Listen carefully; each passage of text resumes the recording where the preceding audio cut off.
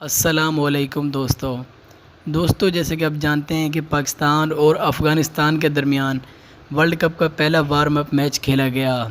اس match میں قومی team نے ٹاس جیت کر پہلے بیٹنگ کرنے کا فیصلہ کیا۔ قومی ٹیم کے کسی بھی ٹاپ آرڈر بلے باز نے اچھی پرفارمنگ کا مظاہرہ نہیں کیا ہے سوائے بابر اعظم کے۔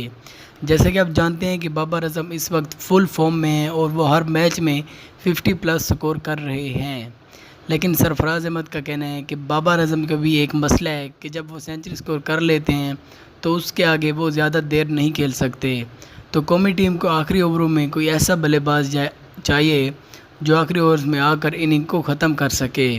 دوستو اگر ہم بات کریں آصف علی کے بارے میں، جیسا کہ آپ جانتے ہیں کہ آصف علی کی پیاری بیٹی جو وفات پا گئی ہیں ان کا نماز جنازہ پڑھ لیا گیا ہے، اور ہماری دعائیں آصف علی کے ساتھ ہیں کہ اللہ تعالیٰ ان کی بیٹی کو جنت الفردوس میں اعلیٰ مقام دے۔